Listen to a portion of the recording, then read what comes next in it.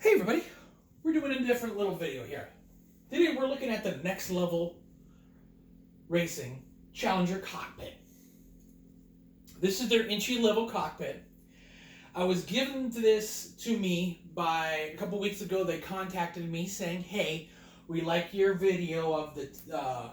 I assume they actually don't really say, but they like my video. I've done a couple of the T150, and they said they want to send me over something. And I'm like, okay, I check out the company. They do kind of kits for racing wheels and kind of cockpits and all sorts of different kind of like utilities for racing wheels and even flight sticks too. So I'm like, sure, whatever. They'll probably send me the base one. There's one at 120. It's pretty basic. It just holds the racing wheel and the pedals all in one separate unit. And I'm like, that's pretty cool. So it's not attached to a desk or something. And, this is pretty solid on there. And I can get it nice and close to the TV pretty easily. After we chit-chat and saying, hey, I'm totally down, and signed some paperwork saying, hey, put out a video within 14 days. Getting in on Saturday, did a little unboxing. I was like, man, this thing seems pretty easy to make. And it's been a couple days of trying to use it. That's the first thing you have to remember is if you're thinking about getting a racing wheel, you're big into the racing games, unless you're on a real enthusiast, you're up there with the iRacing and kind of that level of racing, you might want this. If you're looking for the low end, you got your grids, your dirt 1, 2, 3, 4, your Forzas, your GT. Don't buy this. Don't buy this. Do not buy this. My experience with Forza with this thing has been super mixed. It is always cumbersome, but it works. It works. Even this technically a PlayStation branded, I put it on the PC, works perfectly fine to the degree. I've tried it with some other racing games too. It works. It's not optimal. Actually tried booting up Grid Autosport. Did not pick up. So, yeah. Right now we got American Truck Simulator, but that's not where the point is. If you have this, or just a racing wheel in general, Logitech, Fanatec, Thrustmaster, this thing fits it. That's what they're kind of saying. Hey, it fits it. And it fits it pretty well. So this is the Thrustmaster T50. It is bolted down here through this plate. There is a bunch of holes on this plate that allow you to use screws. They give you tons of screws for modular. This thing is super modular. It is actually very impressive.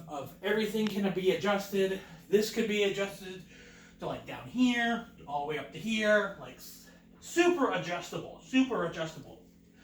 Same thing with the pedals. They can move different angles up and down, back and forth. That stuff is good. Now the bad part. This chair is a piece of shit. Now, I'm about 6 feet, 6'1", depending on the time of day.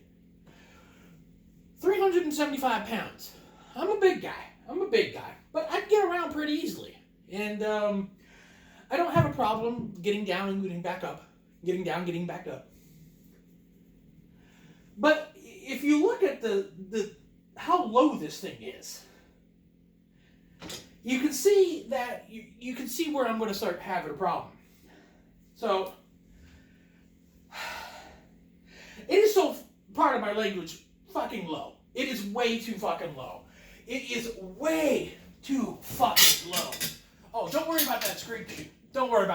I'll get to that later. Don't worry about that. This is supposed to be locked, but it's not. Get to that later. But when I'm in here, it's okay. This seat's not designed for me. But once I'm in, it's comfortable. I'm having a good time. It's fun. It's not bad. I could sit here for a good hour, not having a problem. There is some problems with my legs right here because they jettisoned out a little extra kind of rigid thing on the chair. It's not a problem. That is more an issue of me and not the product. problem I have now is this. So, the manual and the screws and this all are different. What does that mean? Well, the manual does not use this chair, or the mechanism for there's a thing right here which is supposed to lock the thing in. On the manual, it was different mechanism, but it also said put it on the right side. Put it on the right side. Now this thing won't lock into place. That's one issue. Another issue is they told me to use screws that I didn't have, but the chair already had screws attached. So I was really confused. So, no problem when setting up this. This chair there's 3 adjustments to it, but it's a pain in the ass. I'd rather just leave it as is. There's 3 adjustments. This is the middle. It goes back a little bit and forward a little bit, but this is fine. No problem with that.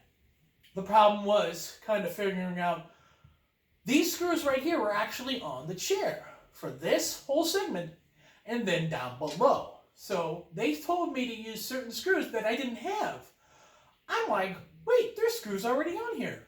Problem is, they don't fit under the rail. So I had to stretch the metal a little bit to be able to get 3 of the screws in. One side was perfectly fine because it didn't have this huge mechanism, and it was really hard to move this when it's freestanding. The third one was actually a screw I had to use from the package, which is not even a screw that they told me to use. So, this whole chair is a piece of crap. The thing is, it's not comfortable for me. I don't feel like this would be comfortable for anybody. Also, here's the kicker. This unit is $350. So, that is a lot of money. That is a lot of money for something that is an okay product. This is a fine product. This is their entry-level product. So, this T150 is their entry-level product from Thrustmaster. This thing works perfectly. I never have a problem with this unit. The software they provide, the utility that they provide is perfectly fine. The games that support it, hey, that's the developer's part. But games like American Truck Simulator, Dirt Rally, flawless. Out of the box, plug it in, don't have to tinker with anything besides maybe key bindings, you're golden. This is an entry-level cockpit. This seems like a cheap piece of shit. Another kicker is they sell this whole unit, the front half of it, individually. There are 3 different versions of it I've seen. Though they have multiple SKUs, the 3 kind of categories. There's the basic, which doesn't have this metal plate on the bottom here, which allows you to adjust the pedals. The next version is literally this plate, right, the same thing it is now, but without the chair. And the third segment is a little bit more advanced with a lot more kind of bells and whistles. So that goes up to $200. Kind of the base level of this, kind of the same you can just get with this stand and this thing right here and the kind of the platform there for your adjusting. It's $175. You getting what I'm saying? This segment behind my knees is $200. Now, this is cool. Having this here is really nice. I can put up my chair right here, put it up against it, no problem. I can use my computer chair. Shit, I can use this little stand that I made back in 7th grade, and it will be more comfortable than this. Just due to my size, but just getting out of this too. Oh, I forgot to mention, there's also a thing here. The riggedy of this thing is not the product's fault, but more my craftsmanship. I'm not a crafter or anything, but I think it's really cool. This thing is also super modular, which is, again, a really cool thing about this chair is it's modular. This can go right here. You can put it down even lower. You can put it on here. You can put it up here, so you can like this, or this, or, down here. This is a paddle shifter. does support the Thrustmaster does support the option for an add-on event, but I do not have that, and I do not plan on getting it. But I attached this just to see if it worked, and it works. Of course, this is also you can rotate it along with this, but this rotates this way. It is not. It would be cool if you could rotate it this way and this way, but it's the way they do it is not the best. It's like holes that they've drilled that you take out the screws, adjust the hole, put back in the screws. Same thing with kind of the platform, same thing with the chair, same thing with this. It's not bad, but again, this is $350. So, what have I done? I've just taken this thing out. Right there. Remove this. Put it off to the side. Put a chair right here. Any chair. Boom. I'm racing. You know, it's not the best, but, you know, this is out of box. Can put my, put it, you know, right here. Right here. On my couch. No problem. No problem. So, conclusion, don't buy it. It's a piece of shit. It really is a piece of shit. It's a piece of shit because of the price. It is way too expensive for a very mediocre chair and frame. Remember,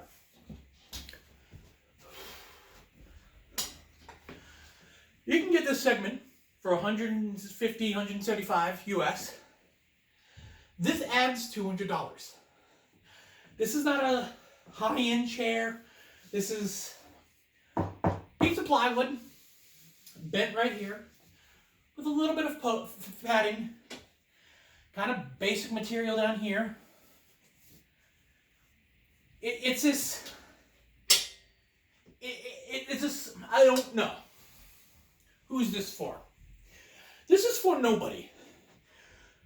No one should be buying this. Because if you're spending much more, spend the $800 and fill yourself out. Like really, I'll put links in the description to the versions. This version. The higher tier version, which is gorgeous. It looks gorgeous. It's a nice chair. Shit. They even sell motion controls. That's $2,000. But at the end of the day, this thing's a piece of shit. Now, again, that's not saying that I don't recommend using Next Level Racing. Because this thing right here is actually pretty cool. I'll put a link in the description to this too. And they also, like, you can also buy kind of modular chairs, wheels for this too.